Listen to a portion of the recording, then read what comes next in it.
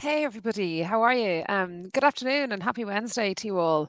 I lovely to see you again and lovely to have you all here for your lunch breaks. Good use of time on lunch breaks, but I hope you have some free time as well before we get started. So come here, we're going to get going in a couple of minutes. You may notice my new purple screen. It's pretty cool. So I was messing around there in the green rooms and found all these fun new features that I hadn't realised existed. So I'll be showing them off throughout the session today. But come here, a tiny bit before we get going, just in case you haven't joined us in the Careers Hub. So if you're not using that platform, please do just email us in careers@codeinstitute.net if you haven't sort of got started on it yet. It'll just help you to kind of access all of the careers content sort of all at once and book your one-to-one sort of and stuff like that. And then that's kind of it. So don't panic if you need to duck out early for any reason. It will be available there for you, so you can always look back at it afterwards. And that's it. So what we're going to talk about today, obviously, is interviewing. And as hopefully you might be a little bit of, hopefully you're having you're a little bit aware of the fact that the masterclass and Megan is going to share it in the offers there in a moment. What I would just guide you all to do for the purposes of today and for future use as well is to download that and use it as we're going through. So I'm not going to go into detail every single bit in the guide, but what I do want to help everybody with is just sort of how to prepare for an interview really well, what to expect at an interview, and if it's something that you find even if you don't find it nerve-wracking, it's really important to prepare and get used to talking about yourself. And you can do that way before you have an interview in your calendar. So the sooner that you start thinking about this a little bit, the easier it becomes. And that's it, really. So let's get started, right? So I have some slides, and we'll go through them all together. So sorry, for anyone who doesn't have this yet, it's there now. Megan is going to pop it into the offer section, but I know what's there at the moment is just a hiring partner session. So just very quickly, I might bring your attention to that. We have one of our hiring partners joining us next week, on Thursday this week. It's at lunchtime. Depending on what zone you're in, it's 12:30 our time, and the company coming is a company called Zilio. I know that some of you here might be interviewing with them right now. They've been really busy interviewing Code Institute developers and alumni. So check it out and come and listen to that if you're free on Thursday. Sign ups are there in the offer bit. Okay, so come here, let's get going. So what you can see there in front of you is the Code Institute interview preparation guide. Lots of really good information in it. So we'll start going through this now. And what I'm going to do, I might actually reduce my camera because it's sorry, it looks good to me, but I'm conscious that it might be a small bit small on your side if you don't have it downloaded yet. So bear with me one sec and I will just, I'm afraid you're going to have to survive without a big picture of my face. 1 second. Okay, that might be a bit better, is it? You can probably see it a bit better. Now, look, apologies if it is a little small. There's nought I can do about it, but you do have your own copy of it. So obviously try and go through that with you. So what we're going to look at here. So firstly, interviewing is something that a lot of people get really nervous about. I'm very aware of that. I suppose from where I sit, obviously I deal with people every day who are going for interviews, and I would like to give you some assurances on a couple of elements to it. One is that the really nice thing about interviewing is that it's always going to be you. And obviously you're going to be meeting different people, but just bear in mind that the information that you know about yourself, an interview is just an appointment with somebody to try and help them get up to speed and see if there's a good match. And a good match doesn't make you right or wrong. I promise you.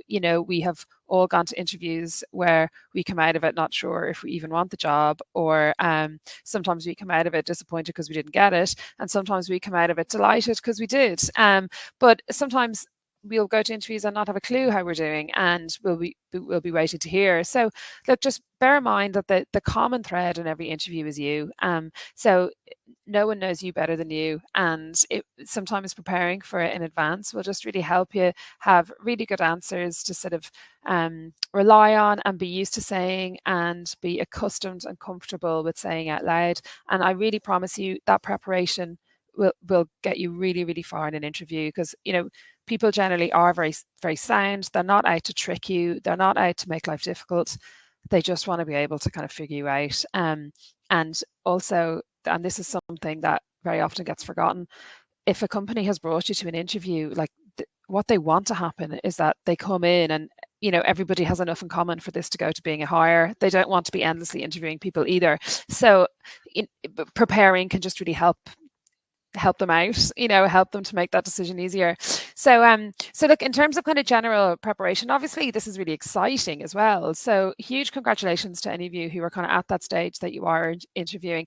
And for those of you who have it coming up soon, just, maybe sort of train your mind a little bit to be excited about them rather than scared of them. And I hope that some of these aids can help you with doing that. So the system under which you recruit will obviously vary from company to company. The point at which a technical conversation or assessment comes into it, it's going to vary. What this guy does is help you in the kind of competency type of conversations. And this is going to be a really huge part of your interview process.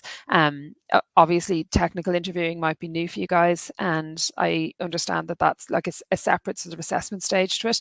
But please be aware that conversing and communicating and being able to talk about your skill sets to date, whether they're technical or non-technical, is still a massive part of how decisions get made when people hire. So a lot of this will probably be very familiar to you already. So my kind of general advice and kind of further practice around this before we dig into interviewing is just, try and allow yourself to do your best by, firstly, obviously, primarily focusing on your technical learnings that you're going through right now. Try and allocate some time within your time with us here and afterwards, if you've already graduated, on looking at additional resources. And hackathons are just going to help you so much. So please, please, please, if you haven't done one, just bear it in mind that it's a massively useful part of your preparation for your new job. And it will also help you in an interview because you'll have a really nice example to draw upon. But even better than that, it will just aid your confidence in how strong your skills have become and how much you've learned, because you'll have seen yourself apply it in real time with a team project. GitHub, goes without saying, it needs to be active. Before an interview, whoever is interviewing you is likely to have been there and looked at it. So just being aware of that, and just come to our webinars. So get used to the tech industry, get used to talking to recruiters. Look back over some of the hiring partner webinars if you haven't already, and try them out for a place where you might get comfortable asking questions and get used to the sort of answers that you'd expect. And look, obviously there's loads of us here, so if you need some particular help once you have an interview booked in, you can reach out to us. So you're certainly not alone. There's loads of things here. But really the bottom line is that don't give yourself too hard a time over this. Just prepare, and you can only ever do your best. You're always going to learn something from an interview, whether or not it goes into being the place where you work. You will still have learned something, I promise you. And it's time well spent. So look, just don't be too hard on yourself. You're not expected to be a genius just because you're in an interview. But let's just give ourselves our best shot. So forward planning. So these are kind of universal tips, and sometimes I just want to make sure you don't think I'm being in any way condescending with some of the some of the tips that I go through. But what I typically find, no matter how experienced a person is at interviewing, we have a kind of a human tendency to jump to like really complicated questions and complicated fears of not knowing what to say in an interview because I don't know the answer, and very often that makes us neglect just kind of really practical steps that you should take in advance of an interview, which will really help you. It's often not as challenging as we might think. So on a really practical basis, let's take a look at this. So firstly, obviously video or interviews will either be virtual or face to face. So your preparations may vary a small bit depending on that. Just basics with virtual interviews. Please try and avoid things going wrong at the last minute. This may sound a bit ironic because I can see some of you are having a few issues with the tech today, and I don't know if it's my fault or what, but anyway, it's working fine here. But just test the platform. So really simply, just be aware the day before the interview, maybe jump into wherever it is that you're supposed to be meeting them. Don't give yourself a fright so that you're flustered and a bit freaked out before when on the day. All of that stuff sounds really obvious, but it happens time and time again that we assume it's going to be so simple, and then something kind of goes wrong. And people are very forgiving, don't panic if it happens, but I'm just conscious that from your perspective as the interviewee, sometimes you can feel a bit more flustered if you get it wrong. Same with a face-to-face interview, just again, don't be late. Try and make sure that, well, avoid being late. Make sure you know how to get there. All very obvious kind of stuff. But come here, more clever details. So always look at who you're meeting, because it can be very telling about what the interview is likely to be like. And it can be really useful for you to know a bit more about them too. So typically you should have this in advance. You'll have their name. It's obviously very simple to look them up on LinkedIn, and it's perfectly acceptable to do that. I would be familiar with what their role is and their kind of professional background. And it's very impressive when you meet somebody in an interview and they have a little bit more knowledge than you may have expected them to have. It just really makes them stand out.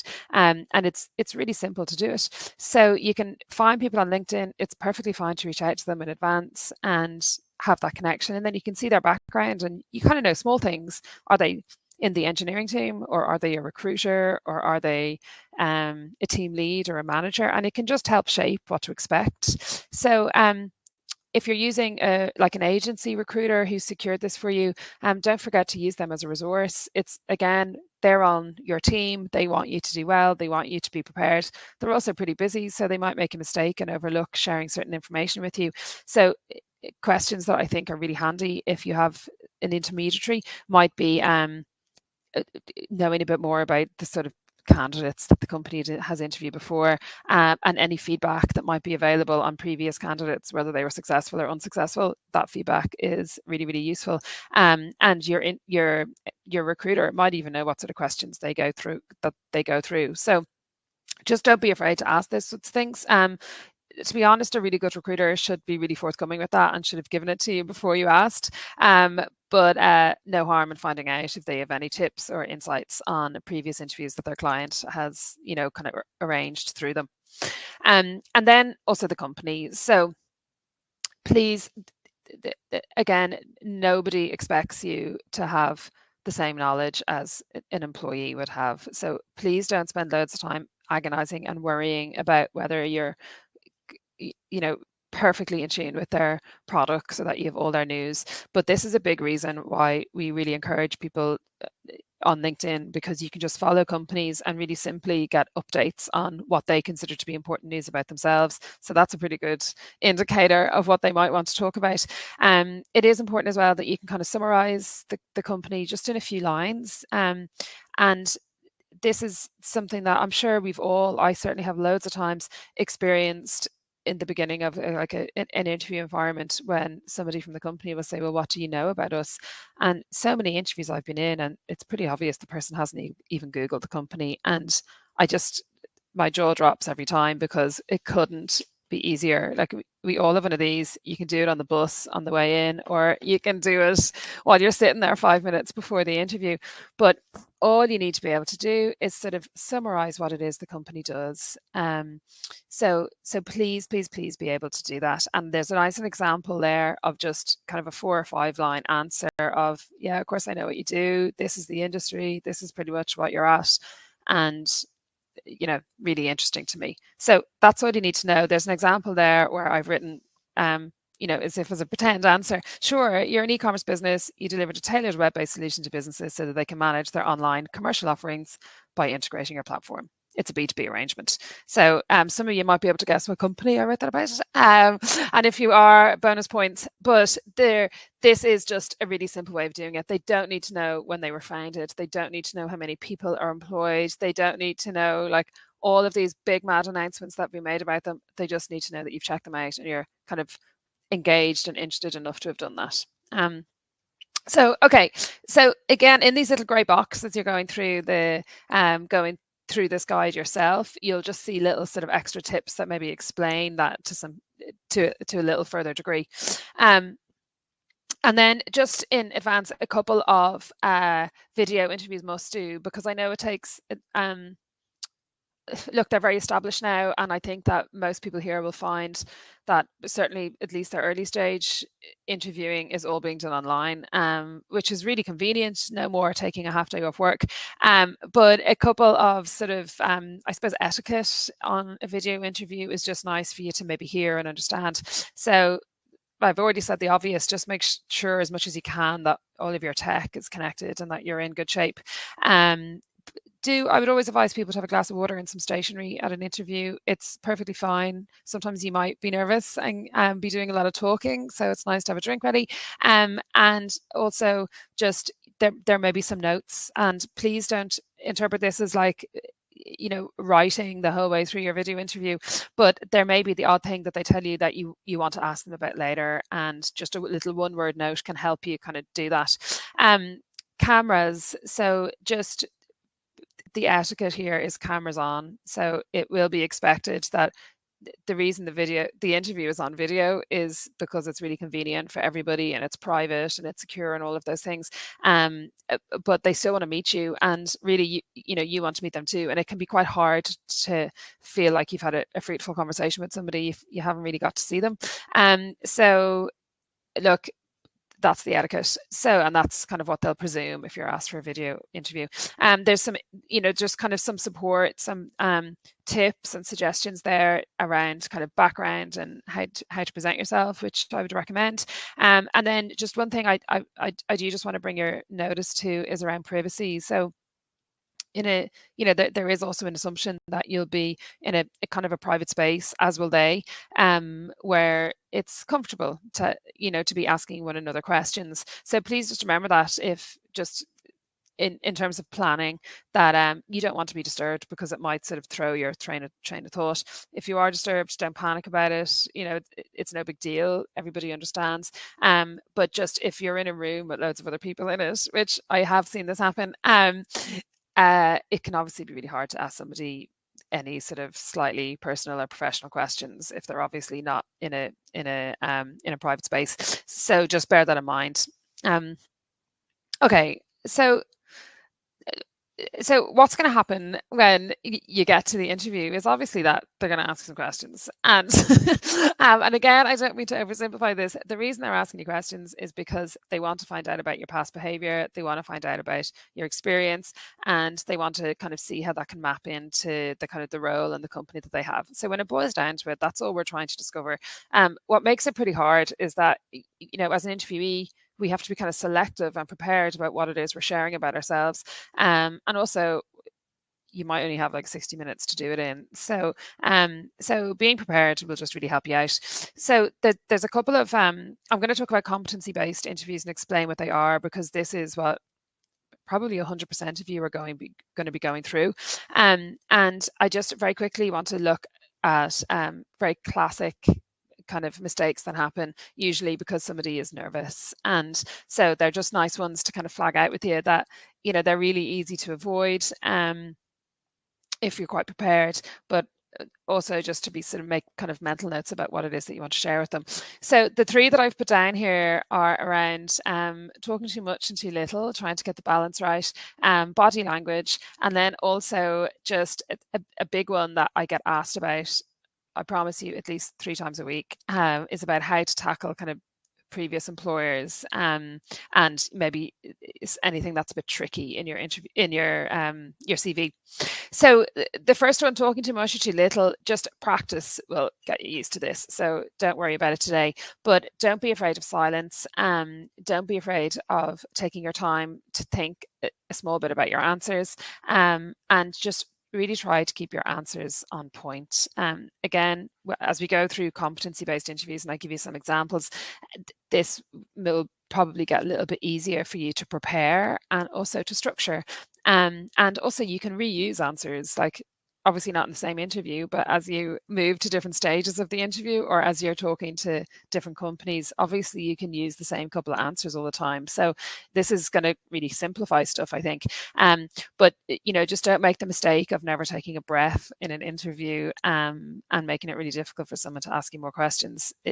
It's usually just down to nervousness, but a little bit of silence is fine. So when you've answered the question, you can stop talking, and allow them the opportunity to digest what you've told them, and lead on from there with whatever it is they want to know next.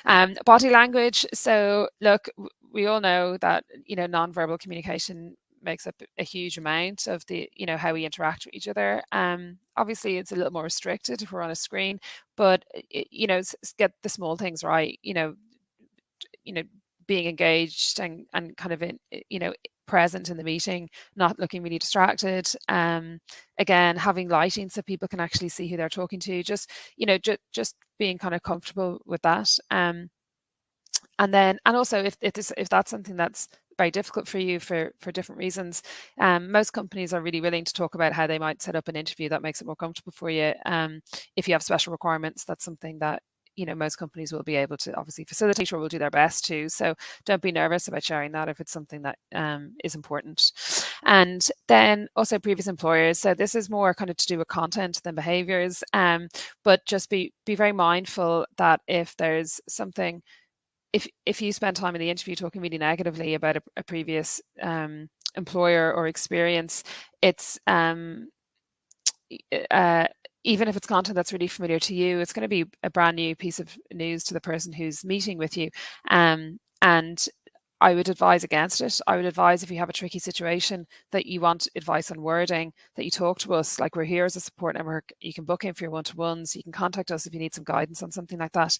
And by tricky situations, I just mean basic stuff that we've all experienced. Like, you hated your boss, you were fired, you left a contract early. Anything that you think is going to just be a bit tricky to explain and you're not quite sure if you want to get into it. The reason that it's a big thing to avoid in an interview is just because I suppose you just don't want to present yourself to a new situation and new people and have them potentially thinking that you're bringing all of this complicated baggage from the last situation. And it just shows a kind of immaturity if you're able to just present a situation in a way that it's over, it's done, it's not complicated, and now here you are for your next bit. So again, just touch base with us if you think there's something there that you're nervous about talking about in an interview. It can also be a personal thing that you're nervous about talking about, and so please, I hope you feel comfortable and trust us to give you some guidance on that on a one-to-one basis. Okay, so there are the three things that are just good to flag when you're preparing for this in advance. And then a really nice news going forward is that it's all about you. And when I say it's all about you, you can prepare certain answers that I promise you will use time and time again in interviews. And kind of more than that, you will get better and better and better at talking about them in interviews. So there's there's a technique to kind of putting this together. There might be an hour or two sitting down with a pen and paper, or whatever your most comfortable writing format might be, and sort of digging into your brain as to what you think are really good examples about yourself. So no one can really do that for you because we haven't lived your life, but we can give you kind of advice on it, and we can just basically highlight to you how it is that your interviewers would like you to sort of prepare for this so that they can find out what they need to do. So firstly, just what a competency-based interview is. It's basically, this is just, an interview when you meet people and you're talking about your CV and you're talking about your background, and they're trying to understand your experience better. What it looks at are the key competencies mentioned, obviously, both in maybe the job description or your CV, and loads of positions will, in nearly every single role, you can take the word nearly out of that, in every single interview that you'll ever do, perhaps except with the mild exception of a sort of a daily rate contract where they're only interested in a very specific skill set for something. Typically they will be very curious about your behaviors and your kind of previous experience, so that they can see how that would map into their team and contribute to their company on an overall basis. So a really good way of doing this is obviously, firstly, like I said a minute ago, just to kind of sit down and have a think about some situations that you're really proud of, something that you found difficult, something that is very measurable to explain. And please don't worry if you're struggling to think of something that you feel is relevant to software development. And because a small caveat here is that, behaviors will replicate themselves. So, how you have approached a task in the past can be a really good indicator of just, the discipline that you're going to apply to this. Also, the kind of roles that you're likely to be applying for, you'll have already set the expectations in that. They've already seen your CV. So there's, there are lots of ways that your previous experience is going to still be really useful here. And then also, just one last thing, Hello World. So you may have noticed one of our masterclasses is called Hello World, and it is, please come to that if you're nervous about what examples to use, because it teases out all of your tech experience specifically from your Code Institute diploma and gives you examples of how to apply them. So to put it all in today would just be too much, but that's something I'd guide you towards doing. So to break this down, so you've probably heard of the STAR technique before. The STAR technique is just a way of breaking down how to tell a story, but obviously designed for an interview scenario. So when you're being asked to draw on your past experience, obviously you want to help that person understand quite quickly what the scenario was, or what the situation was, what the task was, what the action that you took was, and what the result was. And that's all that stands for. But it's a really, really, really useful way to break it down. So you'll see here on the right hand side of this, where it has situation, task, action, and result. What this does is just break it down into 4 parts so that the story is told really clearly. You've explained it really, really clearly, and maybe each one of those headlines, situation, task, action, and result, might have 2 or 3 lines exactly as I've written it there. So this is your job, and this is what you need to do 2 or 3 times with different examples. And honestly, I don't think you need any more than that. And I promise you, if you walk into an interview room and you've practiced this and you have them ready, there is no way you're going to leave that interview room without having explained it to them. And you can find lots of ways to even manipulate the questions that you're being asked, to say, well, look, I've never done that, but here's something kind of similar, or here's a time when I was in a situation before that it was really new, or it was, there was serious time pressure, or my team weren't available, or my manager was gone and I had to just come up with a solution myself. So you'll see in all of those, the industry doesn't matter. In some ways, what the job was doesn't matter that much. It's all about how you approach it. So I'll kind of break them down a little bit for you, so it might help you if you're sort of racking your brains as to what example you might use that makes you sound brilliant. So the situation, first of all, is kind of how you set the scene. So you could describe the background to the example that you're going to explain, the context within which you performed a job or faced a challenge at work. So by that, you could just mean, I was working in a hotel. It was, Saturday night of a bank holiday. Electricity went off, and here's what I had to do. So it can honestly be anything, but what somebody needs to know is, where were you, what was the situation, and kind of what was the challenge, and they need to just kind of know that in a couple of lines. Likewise, it could be, I was a software developer and the platform crashed and the CTO was unavailable. So anything, it can be so extreme, but it's 2 or 3 lines. Somebody understands really clearly what kind of story you're going to tell. The task next is kind of to describe what your responsibility would have been in that situation. So basically what you had to do, what's the task? And I've just put another example in there, that perhaps you and your group had to complete a project within a really tight deadline. This could be simple stuff. It could be that a team member left, your project deadline remained the same, and so you had to redistribute loads of tasks within a smaller team, and reassess the situation in a way that kind of gets you to the deadline regardless. Your action is kind of how you do it. So that was kind of what I'm describing. So you can then describe just how you completed the task or endeavor to meet the challenge. And then obviously in this situation, it's very important to focus on what you did. So using the word I, being able to break down what your responsibilities were so that, somebody's very clear that this didn't happen in the team beside you. It happened to you and you were involved. And then the result. So very important that somebody understands the kind of wrap up. What was the outcome? Did you meet your deadline? Did you not? What were the consequences? What did you learn? So take, please, all of you are going to be interviewing in the imminent future or the immediate future. So really good to take a couple of hours and sit down and have 2 or 3 of these sorts of stories. And what I would do with them next, I'd physically write them out. They shouldn't take a huge lot longer than what I've put there, but imagine how you might use them with different questions being asked. And I would practice them out loud. And you're going to feel really, really, really silly doing this out loud into a mirror or into the video on your laptop. But I promise you, again, if you try and say this out loud for the first time in an interview room, you're probably going to mess it up a little bit. And not because not for any reason other than it's weird. It's hard saying something for the first time in front of somebody. And you'll be much more fluent and comfortable with it. And if you're feeling nervous in an interview room and have a few people looking at you, muscle memory will kick in and you will do a good job of explaining this scenario. And it just, it really shows when somebody has kind of thought about this before. And you can use all of these examples in any interview you ever go to, because it's new people all the time hearing it.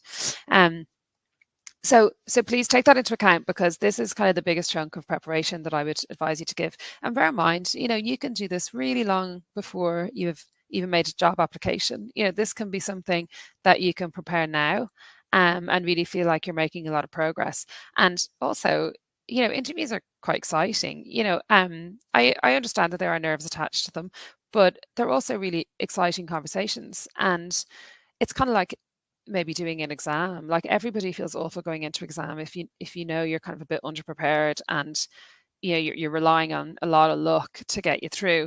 But an interview is something similar. You have an audience with you who want you to do well. They will be sympathetic for the fact that you're nervous, and your preparation will really shine if you've done it.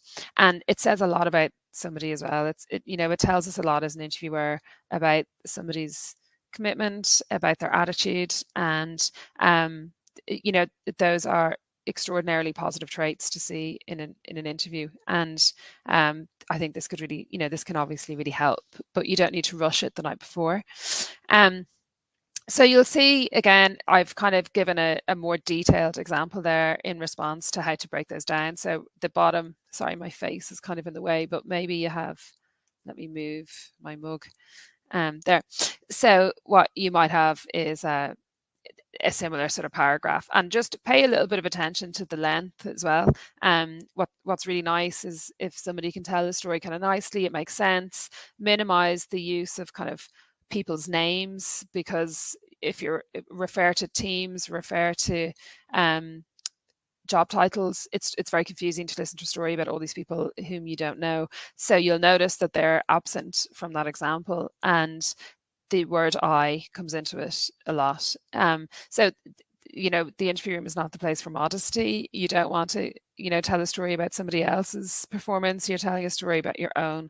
And that little kind of, the length of that is just a good way to explain things. Also, it really allows, if I'm interviewing someone and they're able to help me understand quite quickly what the situation may have been, there's going to be elements of that I'm particularly interested in, and this allows me to dig deeper. So if somebody I'm interviewing is explaining a project they worked on, and there's certain aspects of it that I'm like, okay, so how did that situation arise in the first place? And then you guys can have a really good meaty conversation about it, as opposed to struggling to explain and articulate this over kind of 20 minutes, and the kind of the punch and the impact might get lost. So okay, so look, if there's any questions on any of that, please, you have the chat function there, and you have the hand, so you can jump in and ask. So feel free doing that. But I might come back to it, because sometimes it takes people a little bit of time to kind of work through it, and I'm conscious that we've passed the halfway point. So we've got about 10ish minutes before we always try and do some Q&A at the end if any of you have anything that you want us to go through. So those are competency-based questions that sort of demonstrate your behaviors, your skills, what you do, what you've done at work. And then there's very often kind of those, and I hate to say it, but there's kind of awful HR questions, and not awful in that, they're, terribly difficult to answer, but like they are a little bit sort of they can be a little bit kind of cheesy. So just again, try and overcome that by being prepared and being aware that the sort of questions that we've listed here are likely to come up in some shape or form, and there's important kind of themes in them that might help you as well when you're deciding on what sort of examples to set yourself. So we've listed them there of like classic questions that come up. We've all been asked them. So kind of I suppose very common ones could be around like, why do you want to work for a company? And I've put it top of the list because it's not good enough to say, oh, because I live down the road and my friend says it's great here. That doesn't might be true, and on an individual basis to you, the endorsement from your friend and the location are are really good factors, but there has to be from their side, maybe they're not. So think about what they want to hear. So you want to compliment them, you want to demonstrate that you're really committed to this. What you want is the offer, and then it's up to you to decide whether you want to take the offer or not. But your job, same as like your CV's job is to get you an interview, your job at the interview is to ultimately to get through the process and get an offer, unless you withdraw your application because you don't want it anymore. And then you have a decision to make. So just bear in mind that this is about performance, this is about honesty, but it's also about being clever with the information that is being exchanged in that room, and your awareness of how they make their decisions, and it has to feel a little bit special. So like, again, those kind of answers that are very generic about why you want to work there, because it's a multinational and there's loads of places for me to work, stuff like that just doesn't fly, because when it comes down to it, whether it's a multinational or a tiny startup, the person sitting across from you is possibly going to be your manager. They have expectations of what you're going to do within a capsule part of that business in their team, and they want to be able to work well with you. They want you to be committed. They want to feel that as part of the team you're going to support an attitude, you're going to support creativity, you're going to be kind of helpful to the people around you, and also maintain a really good, a good atmosphere. So so for somebody to be able to demonstrate that in an interview is really, really good. And then, think about those things like, what are your biggest strengths? What are your career aspirations? Teamwork is, a huge part. Like, no man is an island. No company has just one person. Well, you know what I mean? Most teams have more than one. All of those lines, about teamwork, they all are very important when it comes to an interview situation. And we all, if, for anyone here who has worked in a team, it takes an effort to keep people working really well together, and curious and positive. I'm really enjoying that work, and the win from that is huge. The results from that are brilliant. So having someone who's kind of understands how to work well with different personalities is obviously really, really important. So just have a little think of these, and what I would sort of guide you to do as you're moving through the course, as you're out for a walk on a Saturday afternoon, just allow your mind to sort of think about how good you are at certain things and what you really enjoy, and what in your heart of hearts other people have found good about you, and remember that you need to bring that to an interview room. You don't keep it a secret, and you're not necessarily going to sound like a show off by saying how good you are at something, and there's ways that you can word that you might not find embarrassing to say, but it's the interview room, it's not a room for modesty. It's also not like a confessional box. So you want to just get the balance right between showcasing what it is that's going to position you really well, and making sure that you articulate that when you're talking to people. So again, so look over the couple of pages here, you'll see that there's some example questions that might help you, might help you if you read through this a couple of times to imagine what ways that your panel are going to try and find this out. And as you look through it, very often there are questions that are very clearly kind of trying to figure out similar things, but are using slightly different kind of wordings. So you'll be able to come up with a couple of examples that kind of fit all of them.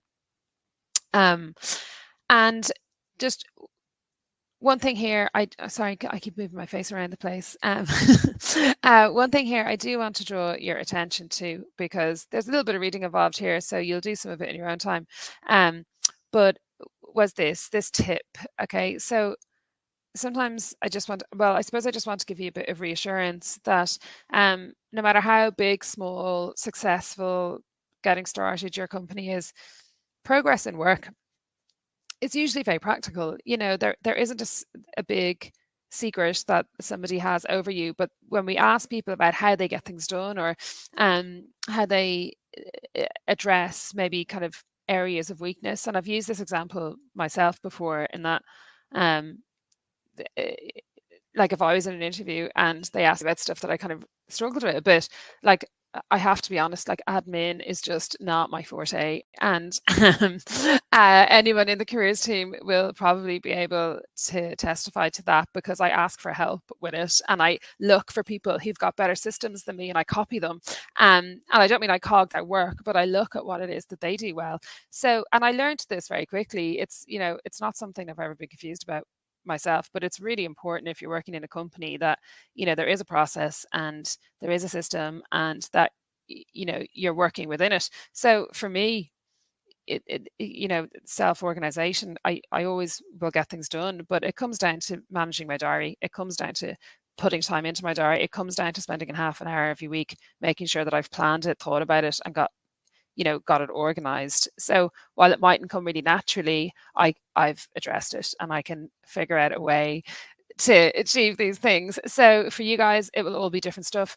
But I haven't reinvented the wheel by using my calendar properly. But what I have done is addressed something that I need as a tool in order to get what I need to do done. And then it clears my head and I can get on with the other stuff. So, please don't think that you have to come up with superbly complicated, like advanced answers about how you get your job done well, or how you learn new things, and how you work with one another. It can be simple stuff. So yeah. So again, look, there's plenty of examples there that you can talk about, and also don't be surprised if they're curious about maybe more personal details. And I don't mean invading into your privacy in any way, but trying to get to know you as a person. What you do outside of work, what inspires you to work in tech. Something that you can be comfortable opening up a little bit. So yeah. So I've kind of, these two slides are really about kind of stuff that we've gone through, and you probably just need to go through the questions. The closing stages of an interview usually depend. Obviously, the interviews come in different stages. So first, second, third, fourth, fifth, sixth. Who knows how many you're going to go through, and you can be comfortable asking them that. But at the closing stages of any sort of stage of an interview, the people who are who you're meeting with should give you an opportunity to ask questions. And a good trained interviewer will lay out at the beginning of the interview what you can expect, how long it's going to last, roughly what they're going to go through, and that there will be time at the end for Q&A. It's really important that you do ask them some questions, and it's a really key measurement of your interest. So if I was interviewing someone and at the end of the interview they had absolutely no questions for me, I would find that bitterly disappointing. And the reason why is that I would sort of think, God, well, they probably haven't really been listening to me for the last hour, because they have to have a question about something. Like, they don't work here yet. This is a brand new job. They're considering coming and doing this, and they don't want to know anything about what the job is. So please don't. And I know that there are situations where a process is really well managed, that people do cover a lot of info, but please avoid saying things like, I have no questions, you've covered anything. There's always going to be something that you that you don't know. And the good news is, just in case you can't think of them, there are some examples in this guide. So you can keep it sort of, obviously a lot of these are very adaptable depending on what sort of interview you're in, but you'll see some of them there at the bottom. So you can ask, what are your expectations on the person that you're going to hire?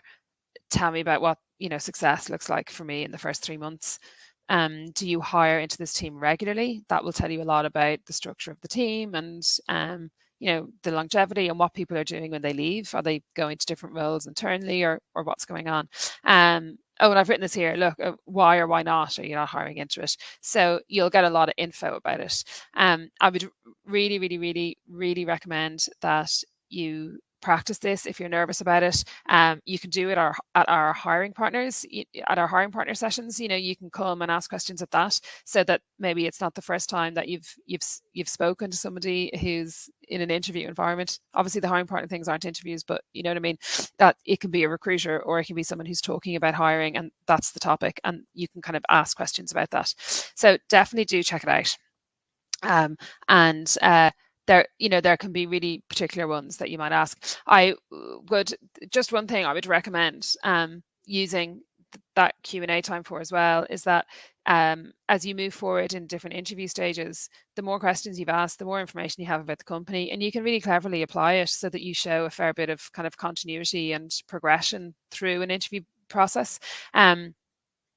Very important to be mindful of as you move through different stages. What's happening is that you're being recommended. So if I'm setting up an interview process because I want to hire somebody, obviously some people won't make it past the first stage because it's not a match.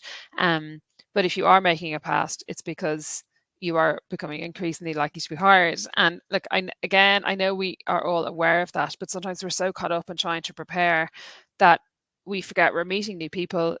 They've recommended us. It's very often okay to use the same examples. You're probably meeting a new panel very often.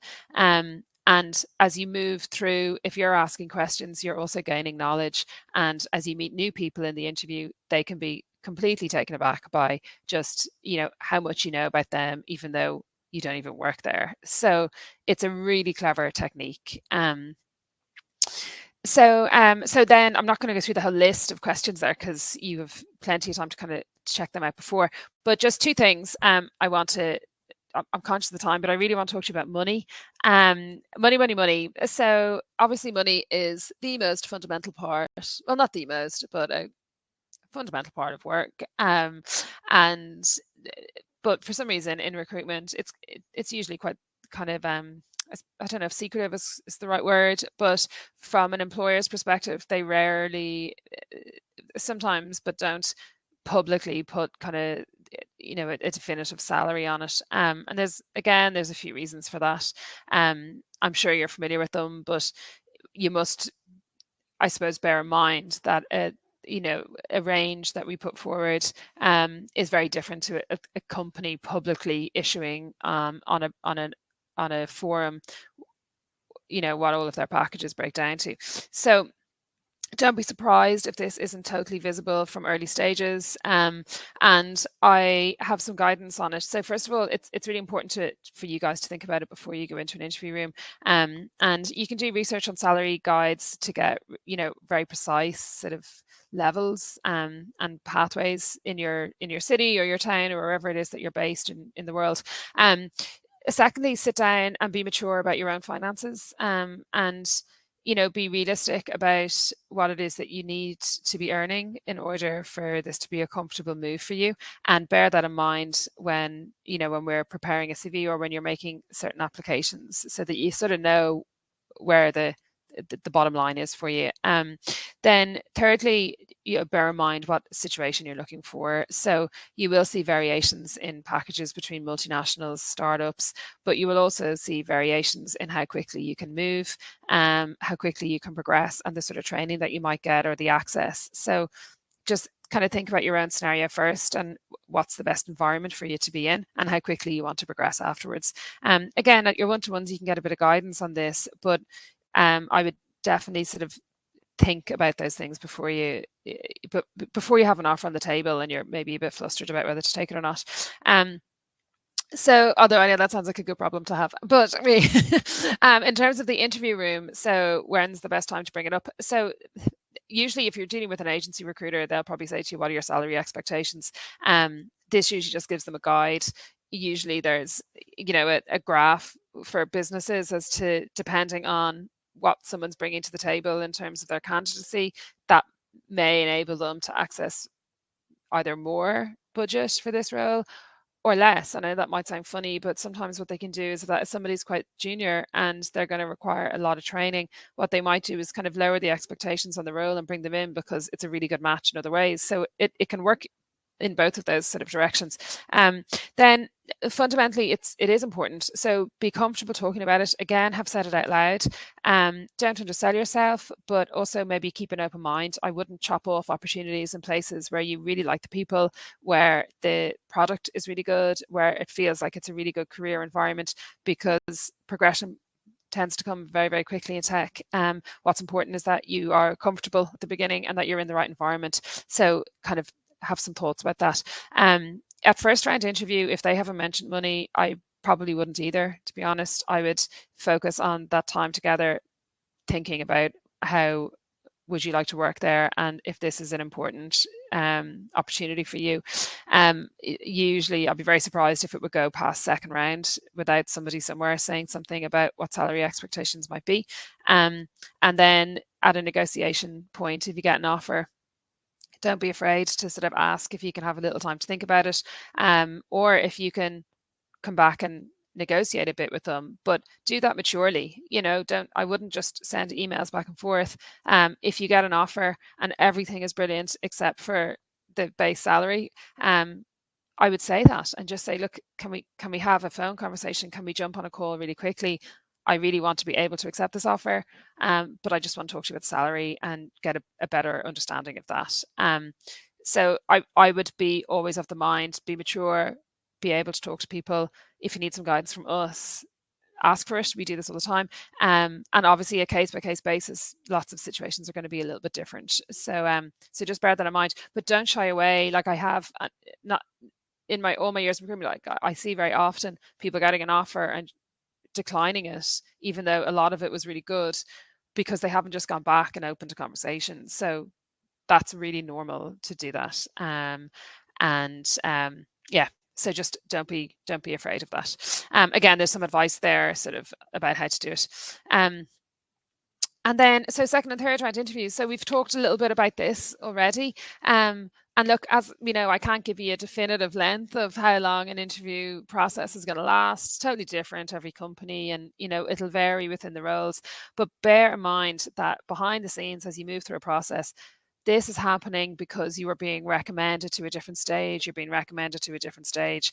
The key term that people are looking for here is kind of consistency. So sometimes, as I've written here, either fatigue or misunderstanding can set in on the side of the candidate. And look, I know interviewing is a bit tiring and it can take up time, but if you're in the process, give yourself your best shot.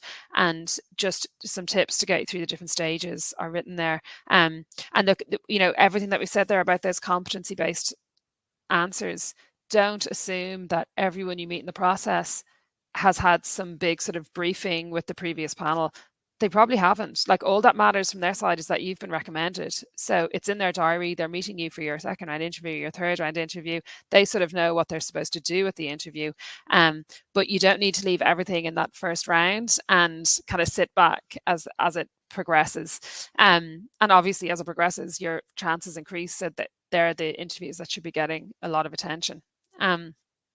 So look, there's some notes in that little blue box which will help you. And obviously we're here as you're going through stages if something sort of unusual is happening, but don't be afraid to use the same examples again. Bring answers to your questions as you go through, get to know the panel. It's incredible when somebody moves from being complete strange you've met before into like second, third, fourth round, and all of a sudden their language is similar to yours. They're behaving like you guys. They're able to say things about the company, which kind of makes it feel like you're talking to, another peer, a work peer, or a teammate, as opposed to somebody who's kind of not picking up information as they go through. So that's a really, really handy way as well to help yourself out. And I think that might be the last stage, apart from obviously to say good luck and enjoy it. So interviewing, I obviously love it. It's the industry I work in. I love the opportunities that happen in an interview room. I love seeing people who have um, achieved something that they really wanted. And I like helping people do that. And so all of the kind of guides here are obviously about trying to help you showcase yourself in what I do understand is a slightly unnatural environment. And most of us are, a little bit shy about talking about how great we are. But how you can avoid that is by having just some lovely examples that illustrate yourself. And I promise you, we hear wonderful feedback about people who've discovered all sorts of terrific things about themselves as they went through an interview process, and also have got really good practice. So don't be afraid of them. They're really nice chances to meet people. And then I'm going on and on with this because I love it, but one last really nice piece of kind of information to remember is that you know firstly, as I've said already, companies really want to hire, and this takes up a huge amount of resources and time. So they're going into that interview room, willing you to do well. This is not them trying to eliminate people. They want people in. So there's an appetite to hire. So remember that. And then also sometimes there's situations that just evolve and are created because two people get in a room and can see the potential in each other. And even if it's not a perfect match for the role that you first walked in to discuss, listen to them if they're guiding you in a certain direction, because it can be really, really, really helpful. Multiple opportunities come from what start off as looking like casual conversations, and light bulb moments will happen. So being honest and being a little bit familiar with yourself can just really aid that. So the preparation time is really, really worth it. So a couple of questions there. So I'm going to go through here. So the Keith just popping in there. So hi Keith. The second for me as well. Oh, sorry, I understand now. Sorry, Carol's question was first. So does age limit your chances of getting a job as a developer? No, absolutely not. There are very few factors that you can identify that limit your chances of getting a job as a developer, other than learning how to be a developer and preparing really well for interview and kind of using aids that are here. So as a fresh graduate, which is I think what your overall question is, and Keith is obviously asking something similar. Like you're a fresh graduate in that you've we can make the assumption that you've recently learned how to be a software developer, and this is presumably your first role, maybe in tech or as an engineer. But that doesn't make you like a brand new person. That makes you somebody whose persona is that you have other things that happen. Like when you're a coder working in an engineering team, you're doing lots of other things as well. There are lots of ways that teams develop really good code and really good products, and it takes really good minds, and it takes people who are committed, and it takes people who are engaged, and it takes people who can listen and interpret and understand and reach deadlines. And if you look back through this document, all of those things are covered. So age has like nothing to do with that really, other than that the more age you have, the more time you've had to kind of build up these other skill sets. So no, and then I suppose on a really obvious basis as well, the tech industry doesn't really have the luxury of being making up criteria that really doesn't impact whether or not you can do a job. What matters is that you have the skill sets and your behaviors are in place. So being able to discuss that is something that I think that you should do really positively. And I think well seasoned. I had it's not the first time this question has come up. And to the best of my knowledge, and I'm very happy to stand corrected on this, but there's someone I've worked with obviously within this community who is out working as a software developer, but they celebrated their 63rd birthday last year in their first job as a developer. So, and their first time sort of training for that in a practical way had been through this program. So I really don't think that there's any not excuses, but there's no emphasis on that. I suppose what I would think about is that you may have some experience before of what kind of environments suit you really well and what kind of team you're going to perform well in, and it's worth doing a bit of research on that. But I would say that to people at any age. So please, just if you present it as a problem, somebody might think it is a problem, but if you don't, they won't have, they'll just be more curious about the other things that you've done.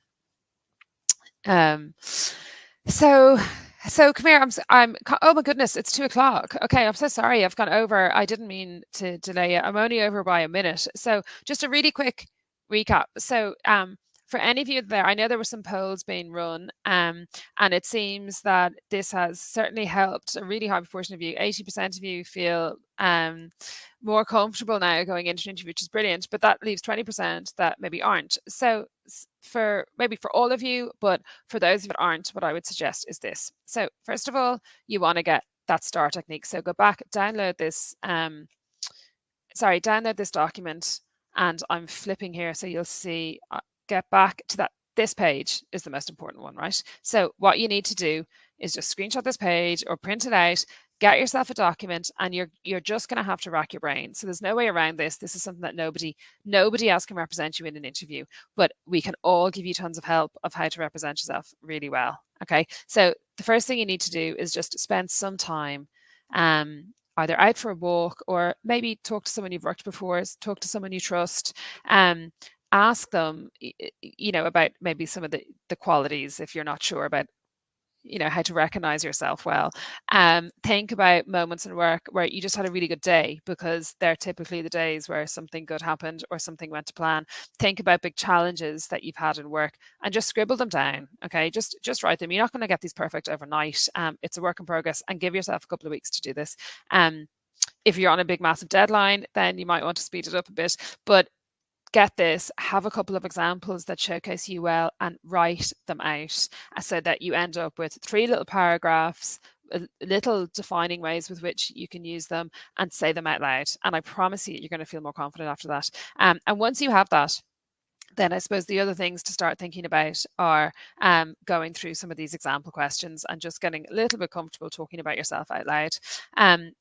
Then you kind of have your little interview pack ready to go.